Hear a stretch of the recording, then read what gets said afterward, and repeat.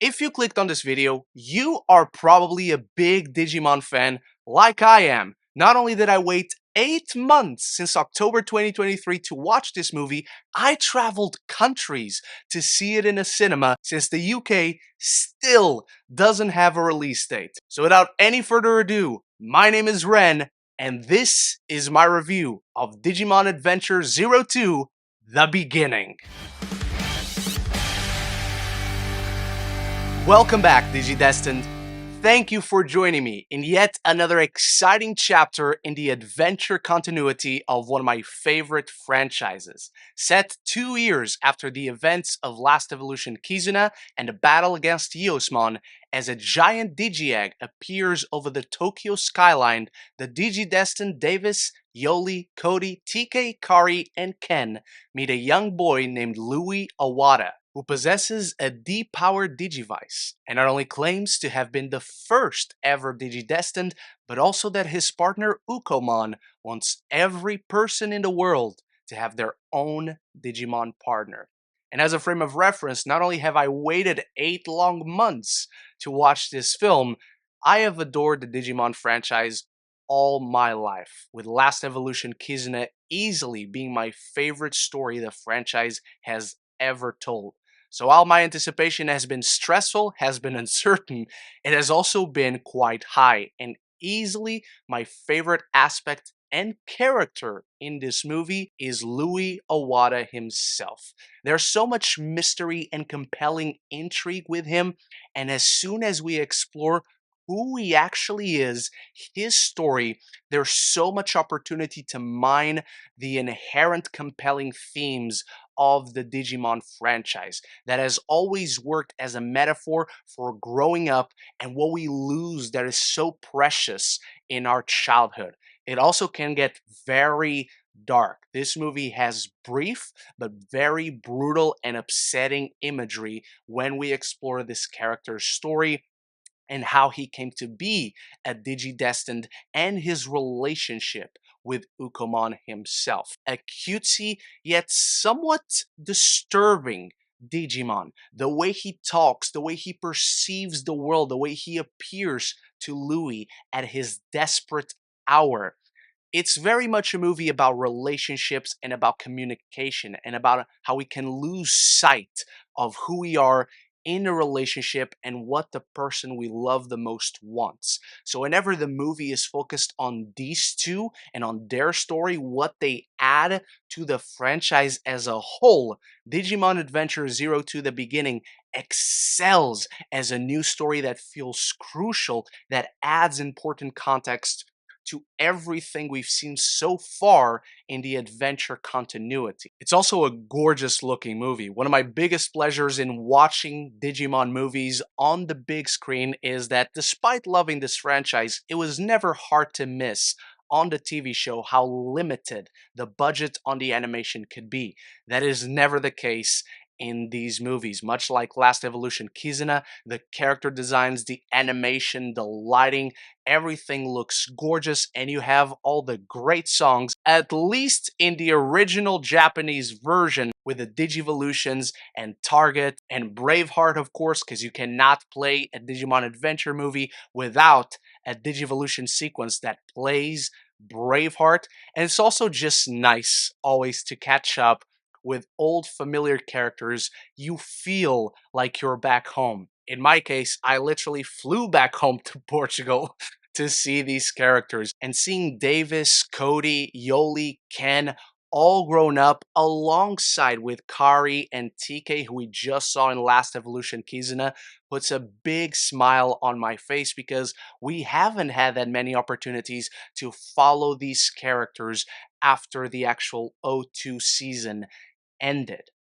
Unfortunately, they do not have much to do in this movie. While certain Digivolution sequences are awesome and seeing these characters interact, knowing where they end up in their story and seeing them walk toward that, seeing Imperial Dramon and Sylphimon and Shakumon, even though I don't like Shakumon, it will always put a big grin on my face and make me feel like a kid again. This movie, however, while it has great ideas for a story and interesting themes it wants to explore with it, falls short of its own potential, not only as a legacy sequel, but a sequel to Digimon Adventure 02, and also as a direct sequel to Last Evolution Kizuna.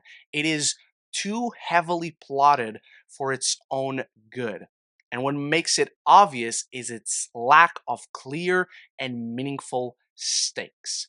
You don't just want action in a movie like this. You want to explore characters and understand them better, have an arc for each of them.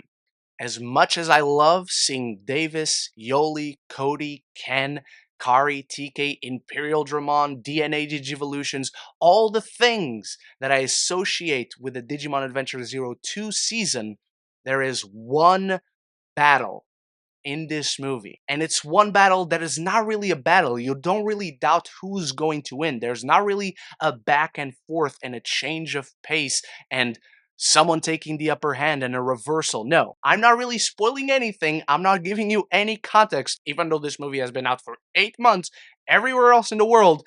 But it's very lacking of something that feels grand and important for our characters. Like I said, my favorite aspect and character in this movie is Lui Owada because he gets the biggest arc. We meet him in one place, he ends up in another. There's meaningful growth that mirrors that of Last Evolution Kizuna, and unfortunately, for our own Digi-destined, that is not the case.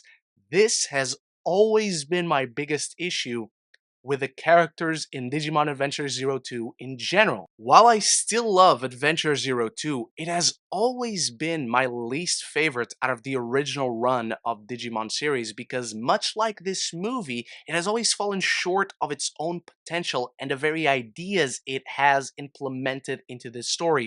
By the way, no armor Digivolution in this movie. That's the signature gimmick of the season.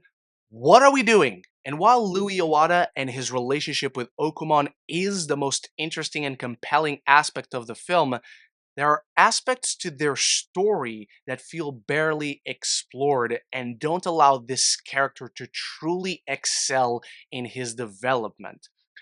These movies and the shows are now tied together in a very well-defined continuity from Adventure to Adventure 02 to Digimon Adventure Tri and to Last Evolution Kizuna. There are interesting ideas about Louis being the first Digidestined, and now that connects him to Davis and his group and to Tai and his group. But we know from Adventure Tri that the original Digidestined were 4 kids whose partners turned out to be the Digimon Sovereign. I understand Davis and his group were not present there, but Kari and TK were. They went through a lot of freaking trauma in that adventure. I'm sure they fill them in. That is never mentioned or addressed in this movie, and it makes no sense. One of my favorite aspects of the trailer for this movie that left me excited is the shot of young Tai and Kari the day they eventually meet Agumon for the first time.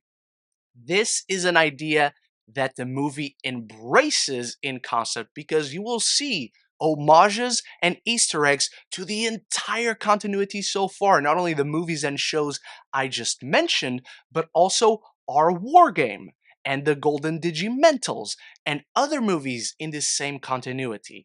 But Tai and young Kari, that's the one shot they are in this movie. It isn't even a rewarding Easter egg because while you see that shot, Davis and Ken don't even recognize who they are, and the movie does nothing else with it. It is frustrating how Zero Two has always had such great ideas, such great thematic depth, crucial to their stories, but they never seem to fully go there. It happened with Dark Ocean, it happened with Black War Greymon, It's happening now, over 20 years after the original run of their series. The idea of exploring the Digi-destined and the bond they share with their Digimon partners through the perspective of the Zero Two kids is inherently fascinating. This is the series that, at least in part, became infamous for giving so many people around the world Digimon partners, to the point it kind of made our Digidestined not feel that special. But while this idea, this concept is present in the film, it is never explored. Maybe the idea of influencing or avoid influencing young Tai and Kari to meet Agumon later on that day, but like I said, the shot in the trailer is literally it. And after the emotional gut punch and climax of Digimon Last Adventure Kizuna, Digimon Adventure Zero to the beginning feels immensely disconnected from the same continuity it is a part of. There are callbacks, acknowledgement of certain characters knowing other characters, not even a mention of the emotional significance of Last Evolution Kizuna. The only acknowledgement to those characters is that they're busy. And I fear this review may be at a point where it feels to you like I'm bashing the movie. That is not my intention. I did not hate, I did not dislike Digimon Adventure Zero to the beginning. It is immensely enjoyable, breezy, filled with great moments, great music, great ideas. But by the end, I couldn't help but feel, what's the point? It feels like yet another story where the Zero Two kids are sidelined, they're afterthoughts, and they don't get great moments to shine.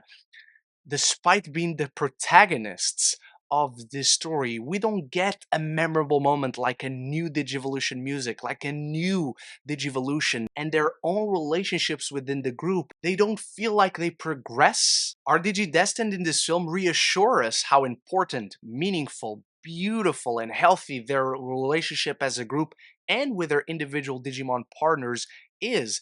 And we know that, we see it, but there's not a real test. There's not a real danger of that not being true. And these characters, the fans of Digimon Adventure Zero Two, deserve those moments. They deserve a memorable new evolution, a memorable new type of DNA Digivolution for Sylphimon, for Shokumon, a brand new Digivolution song, anything that gives this movie weight and meaning for this story to exist. Our protagonists are Digi-destined, are sidelined because the new character steals the show from them. A new character that has so many compelling aspects and personality traits and flaws to him, but it also can feel like yet another new Digi-destined whose Digimon turns out to be quote-unquote evil. I'm not confirming nor denying that Ukkomon is evil, but what I am confirming is that we're diving into my final thoughts on Digimon Adventure Zero Two, the beginning. So before we do that, it's time for you to start the conversation about it in the comments below. What is your favorite season of Digimon? What is your favorite Digimon movie? And how long do we have to wait until we get a Tamer's Legacy sequel? Because that is all we've been clamoring for the past 20-something years. Anything and everything down there, start the conversation. If you're enjoying this Digimon review, I reviewed Digimon Last Evolution Kizuna right up here, and I would love to talk Digimon seasons with you one day if you're interested. If you just want to talk more movies and TV with me, this is the place to be. Consider clicking that subscribe button, and you won't miss any future conversations on your favorite movies and TV. When exploring childhood trauma to unveil its darker themes and depth, Digimon Adventure Zero Two: The Beginning excels as a more mature chapter for its characters. However, it works better as an isolated adventure rather than an essential story that adds to the franchise and grows its characters in any meaningful ways. I'm giving Digimon Adventure Zero Two: The Beginning a B-. Thank you so much for watching, Digidestined. Remember to start the conversation about Digimon Adventure Zero to the beginning in the comments below. Let me know which Digimon you would want to be your partner. And again, how long do we have to wait for a Tamers movie? Anything and everything down there, and I'll be back very soon with more videos. So until the next one, love each other and love the movies.